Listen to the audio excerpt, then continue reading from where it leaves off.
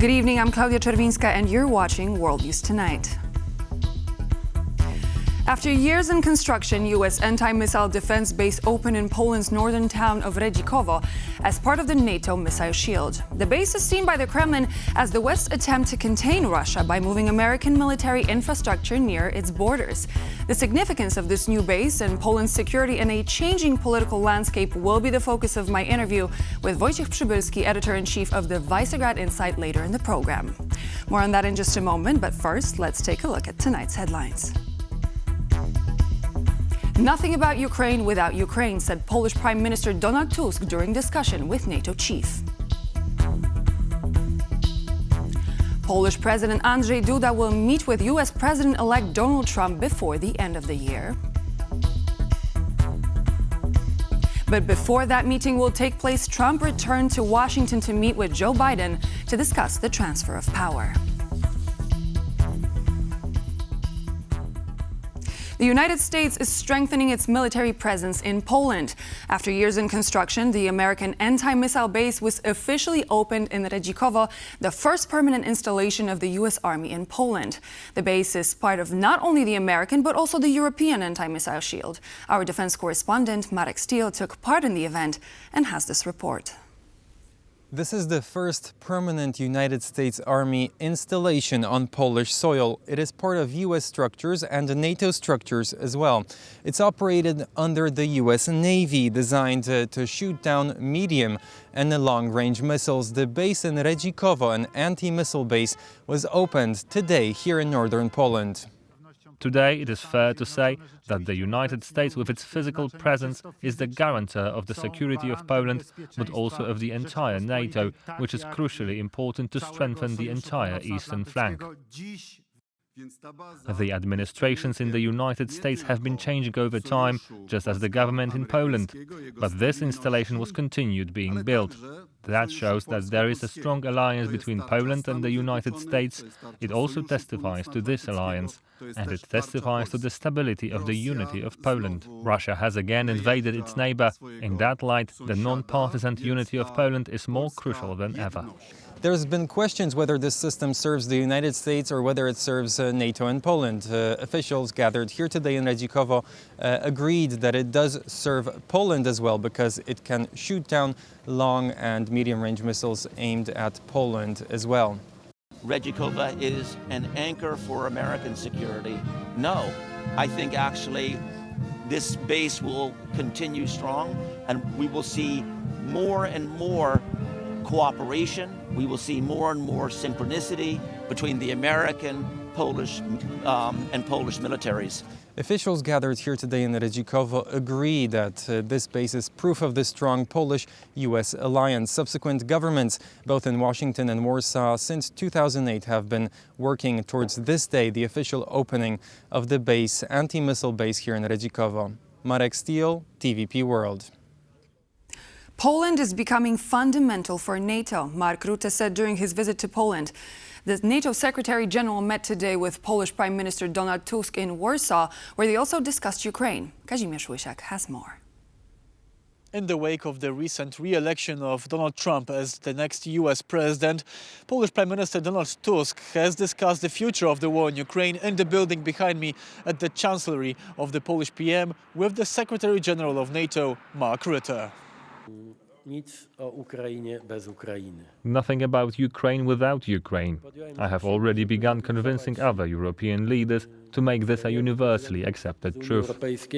We have to make sure that defense aid will keep flowing to Ukraine and that we are able to get them from a position where they are losing territory, that they are able to stabilize the front and then to win back from the Russians what they have lost. The meeting with the NATO Secretary General Mark Rutte is not the only one planned by the Polish Prime Minister in the coming days, as he intends to meet with both French President Emmanuel Macron and British Prime Minister Keir Starmer in the coming days. Poland wants to play a bigger role in Europe and the region. Poland is already spending more than 4% of its GDP on defense, and it is planning to spend close to 5% next year. In light of the recent re-election of Donald Trump as the US president, the Polish Prime Minister expressed concern with his vague plan and vague promise to soon end the war in Ukraine. The Polish Prime Minister expressed his concern at the Budapest summit of the European Union. There is no doubt that the new political landscape is a serious challenge for everyone, especially in the context of a possible end to the Russian-Ukrainian war as a result of an agreement, for example, between the President of Russia and the new President of the United States. No one at this point knows what this potential agreement could be. The biggest concern is that Ukraine would be forced to concede about 20% of its territory currently being controlled by Russia. Experts are divided on the possibility of this scenario. This is not a realistic scenario in the sense that from the point of view of the Russian side, which feels it's winning and which is not fighting over territory, but wants, to simplify things, wants the entire Ukraine, they are not going to accept it. If there are real security guarantees in the form of real boots on the ground, which are ready and able to fight, if there would be violation by Russia of any ceasefire, and there will be air defense shield, it's a solid proposal, and it could be something that not President Zelensky will decide, but actually the people of Ukraine. A lot of these questions are yet unanswered, and European leaders will definitely need to find these answers sooner rather than later, as Donald Trump will take over as the next US president in just 2 months. From Warsaw, TVP World, Kazimierz Łysiak. 2 people have been killed in Russian attacks on Ukraine on Wednesday, as Russian forces continue to try to make advances on Ukraine's eastern front. Our Ukraine correspondent, Oz Karaji, joins us live from Kyiv with the latest. Good evening, Oz. So what more can you tell us about the situation in Donetsk right now? Well, the situation is still very bad, with Russian forces trying to advance on multiple axes, really putting Ukrainian forces under pressure. Amongst that, there has been continuous shelling. Wednesday morning, the village of Shevchenko in Donetsk, 1 person was killed there, another killed in another part of Donetsk, as shelling has continued to target civilian areas. These are civilians that were killed today. There's also been the first missile attack on Kyiv since August today. The 2 ballistic missiles and 2 cruise missiles were shot down by the Ukrainian Air Force over the skies of Ukraine. But this is the first missile attack on Ukraine, on Kyiv rather, since August. So Ukrainian officials were expecting something like this for some time, particularly given the scale of drone attacks that have been happening in recent days. Now, reports in America suggesting that Donald Trump is about to maybe appoint a special envoy for the Ukraine war. We have heard from his advisors and people around him in the past that he's considering some kind of territorial concessions from Ukraine. The message we're getting from the Ukrainian government is that is firmly off the table. There is no consideration of a land for peace agreement. They do not consider this a war for land. They consider it a war for people on that land. So there's going to be difficulties moving forward, whichever diplomatic path Washington tries to strike under a Trump administration. But for one thing, resolutely, both the government and politicians in opposition are saying the same thing when it comes to land for peace, that Ukraine is not prepared to make territorial concessions of its own land. Thank you so much. That was Oz Karaji coming to us from Kyiv. At the same time, Ukraine began a new electricity saving program. The country is preparing for a difficult winter as more Russian strikes against energy infrastructure are expected. Krzysztof Panek reports. Russian long-range strikes against Ukraine largely target its capacity to generate electricity. Attacks on energy facilities intensify in winter months when the need for power is greatest. And winter is approaching once again. Our town is very close to the Russian border. Every day and every night we have Russian attack drones flying over us on their way to attack energy infrastructure. Yesterday, Russians attacked the town of Shostka. Tens of thousands of people have been left without heating. Previous winter strikes led to energy rationing and hours-long blackouts. As Ukraine's power generation capacity has been further degraded since last year, the situation will likely be difficult once again. In order to mitigate these issues, Ukraine has turned to alternative distributed electricity generation. The task for us is to install alternative sources for production of energy. I mean cogeneration utilities, and I mean solar panels, and so on, so on. So we are looking for quick and best solutions how to increase the level of production of electricity. Solar panels have the advantage of being small and distributed across large areas.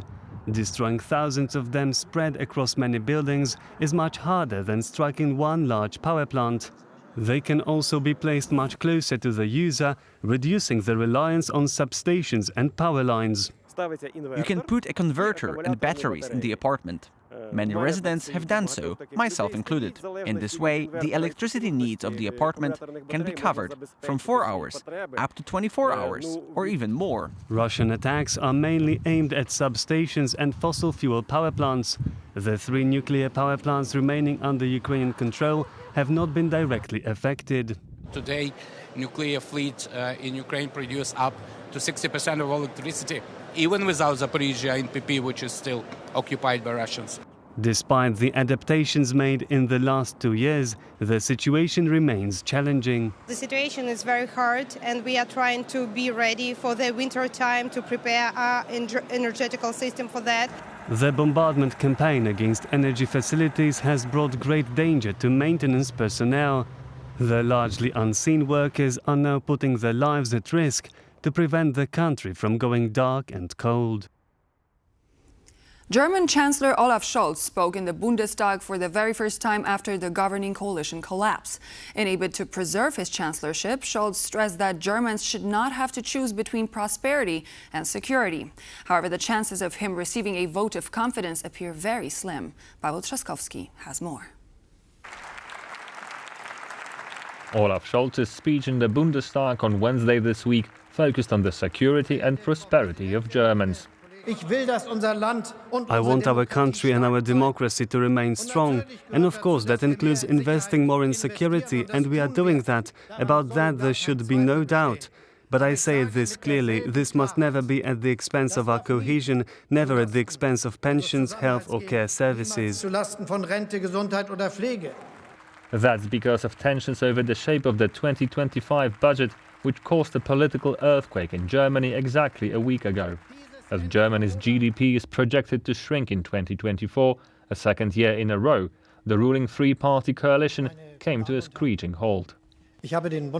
I have just asked the President for the dismissal of the Finance Minister. I feel forced to take this step in order to avert damage to our country. With today's speech, the German Chancellor begins his quest to ramp up support for him and his Social Democratic Party ahead of the upcoming vote of confidence. However, many experts believe that Scholz, a politician with one of the lowest approval ratings in Germany, will not only receive a vote of no confidence, but also risks losing the resulting snap elections. The new chancellor, I don't believe that this will be Scholz. Actually, Scholz doesn't even have a lot of support internally in his own SPD party. Eyes are now focused on the CDU, the Christian Democrats, who, according to Łukasz Jasiński from the Polish Institute of International Affairs, are best prepared for the incoming elections. CDU has a very solid support of over 30%, which gives them, of course, this number one in the opinion polls. A new coalition ruled by the Christian Democrats is possible then. According to Bartłomiej Kot, program director of the Warsaw Security Forum, this might be a favorable scenario for Warsaw. When you look at the history of the German governments, that composition was always effective in terms of economy, but also very much effective when it comes to the cooperation with countries such as Poland. The vote of confidence for Scholz's government is scheduled for December 16th. If unsuccessful, the snap elections are set to be held on February 23rd. Polish President Andrzej Duda will meet with U.S. President-elect Donald Trump before the end of the year, a Polish high official has revealed. The meeting is expected to further strengthen ties between the two countries, as well as the personal rapport between Poland's head of state and the incoming U.S. president. Piotr Miszczuk has this report. What President Duda said on Monday: "We will meet even before he officially takes office," was officially confirmed on Wednesday by his aide Wojciech Przybylski. A meeting between President Duda and Donald Trump will take place later this year. It depends on what the process of forming Trump's administration will look like. It could be late November or in December. Meeting with Duda earlier this year, Donald Trump called the Polish head of state a friend and said they had a good 4 years together during Trump's previous term. We've had a very good and personal relationship. Never had even a problem, not even a minor problem. We agree on so much. And it seems like a mutual feeling. We just know each other as people, as two, I could say, friends. But with Duda's term inevitably ending in May, a new president will soon have to build rapport with Trump. One such potential candidate might be Poland's Foreign Minister Radosław Sikorski or Warsaw Mayor Rafał Trzaskowski, as the two are vying for a presidential nomination from their party Civic Coalition. Former U.S. ambassador to Poland under Trump's previous administration, Georgette Mosbacher, heaped praise on Trzaskowski. Well, I can only say that Rafał Trzaskowski has been able to make friends with both Republicans and Democrats. I personally consider him a friend, and we worked very well together when I was in Warsaw. Keeping close relations with the White House will be crucial for the next Polish president in order to deter any potential Russian aggression. Asked by TVP World, Warsaw Mayor Trzaskowski said he believed in Trump's resolve. Well, I think that Trump, most importantly, is a realist. And I hope that he will never agree on a solution which would be construed as a win for Putin, because it would simply weaken the United States of America. Minister Sikorski, on the other hand, opined Poland and the US will certainly remain staunch allies. The governments were changing also in Poland, so Polish-American relations are excellent irrespective of who's in charge in both countries. The stakes are running high for Poland and the whole CEE region. Sound Polish-American relations might encourage Trump to continue a downpour of US aid for Ukraine and, more importantly, deter Russia from any potential aggression. A political revolution in Washington is in full swing. President-elect of the United States, Donald Trump, has announced new picks for his cabinet. Among them is the controversial billionaire and owner of the social media platform X, Elon Musk. Grzegorz Płaza reports. With new cabinet picks revealed, Donald Trump's incoming administration is gradually taking shape. On the domestic front, Trump appointed South Dakota Governor Kristi Noem as head of the Department of Homeland Security. Fox News host and Army veteran Pete Hegseth has been chosen as Secretary of Defense, while John Ratcliffe, former Director of National Intelligence, will return as CIA Director. According to experts, they all have one thing in common: their unwavering loyalty to Donald Trump. I think the second set of appointments is where we move from looking for loyalists, but those who have competence, to the area of the crazy and the divisive. The choice of Pete Hegseth in particular raised questions.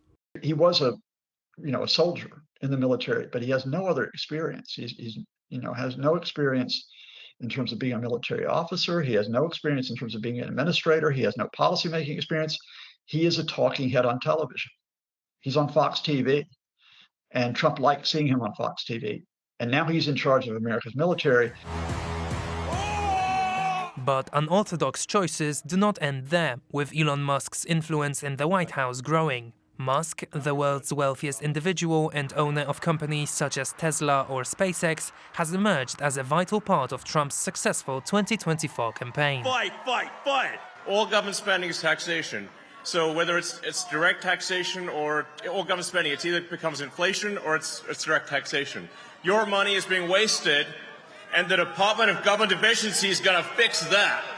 Having participated in the phone call between Trump and Serbia's president, Alexander Vučić, Musk has now been designated to head the Department of Government Efficiency, together with Vivek Ramaswamy, a candidate in the Republican presidential primaries in 2016.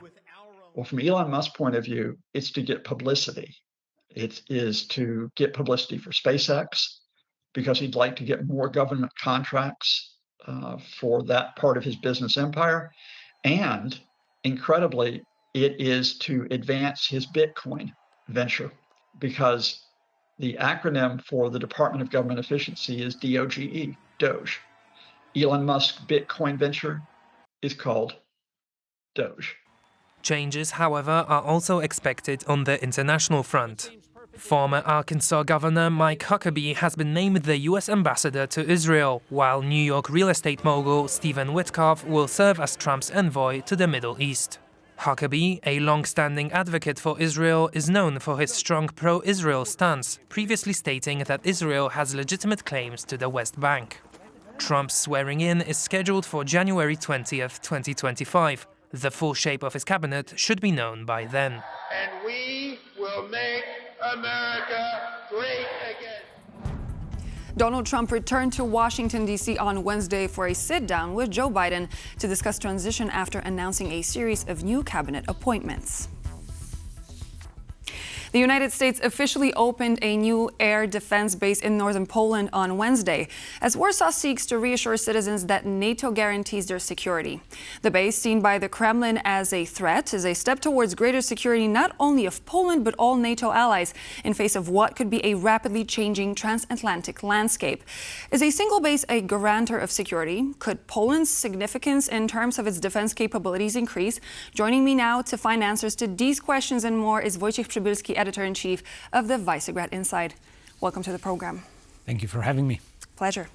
So we are looking at Redzikowo. We are looking at the opening of the base, which took place today. What is the significance of that base for the transatlantic security, and in particular the CEE, the Central and Eastern Europe, and the Baltics? Well, first of all, it signifies a strategic consequence of the United States policy. The base has been initiated several presidencies ago in 2016, and it was carried out. The implementation and the base has been established this effort has been carried over by several presidents. Now, that speaks a lot in terms of bipartisan position of the U.S. Government on Poland and the importance of Central Eastern Europe altogether.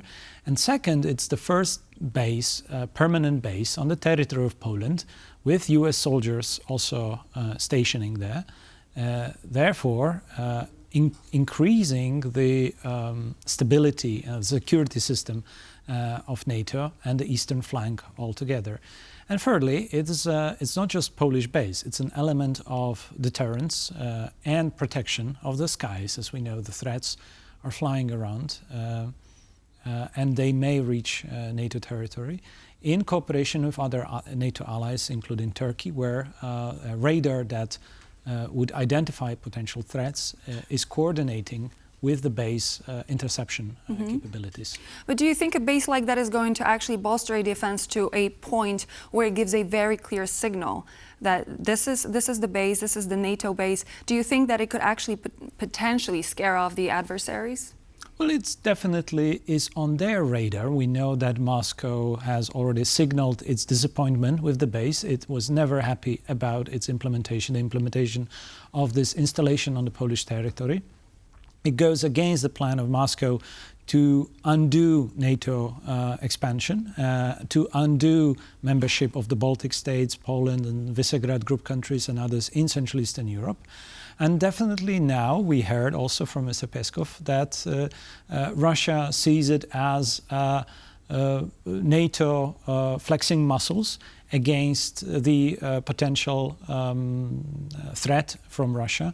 And they respond by saying that they see it, they will continue to pose a threat, and we should be probably be happy that we actually have more cards in showing to the Russians that our defense posture is for real. Flexing muscles, what an interesting way to put it, especially when it comes from Russia. As we're talking about Redzikowo, we should also talk about the visit which took place in Warsaw today. We had Mark Rutte, the new NATO Secretary General, who first went to Brussels, then to Paris. He ended in Warsaw.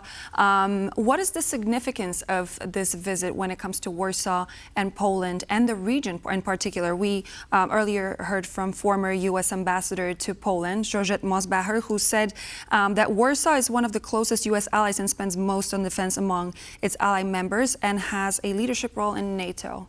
What's the significance, would you say, of this visit? Does it mean more than meets the eye? Well, what else is here to add? I mean, we can reiterate the points that Ms. Mosbacher has brought up. Poland is the leading country in Europe on defense spending. It is a country of the eastern flank with critical role in support for Ukraine and also distribution of the logistics by NATO allies and Western allies overall for Ukraine, but also in support system of the other NATO members in the Baltics and across the region. And we have a very clear strategy of the current government to put security first and mobilize other Western Europeans to follow the example. So this is much more than only... Do you think they will, considering the GDP spending in Poland and everything that's been happening in the region so far? First of all, it's a pledge by all NATO members to meet 2%. 2%. But 2% comes from the pre-war. And several countries, like Estonia, for instance, already realized that they need to put a lot more. It has to be readjusted. More countries need to put more on of their GDP spending to upgrade their military capabilities and to coordinate better and to be more credible in defense posture. So that it's not just one military base in Redzikowo, but it's a collective effort that we are, as societies also, willing to pay for. The money that we put on the table signifies the importance and the willingness of the societies to support governments that do so many things in the name of security. Obviously, it's one thing to say that the GDP spending has to be increased from the pre-war 2%. And it's a good thing to try and follow, for example, Poland when it comes to that suit. But how likely is it that those other European and NATO countries will actually be able to keep up with that demand? We're talking mostly about Germany upgrading, and we see this is a big ship turning with not so much easiness in doing so. Also because of a particular German history, but also because their budget cuts undermined a lot of efforts by this government. And now we see the coalition that fall apart, also because of tensions around the budget, around the ways how to distribute funds, allocate funds. So Germany obviously will have the opportunity to prove with the new government that they are serious about defense posture, and to commit more and with a greater speed when the new coalition government is established next year. We have also a number of other countries across Europe that are also increasing gradually their spending. However, this is not is not at the speed that we all would like to see. And there is at the same time also a discussion, a question of how to fund this additional defense need by collective spending. And it's a second stream apart from NATO members, their own adjustments of the budget.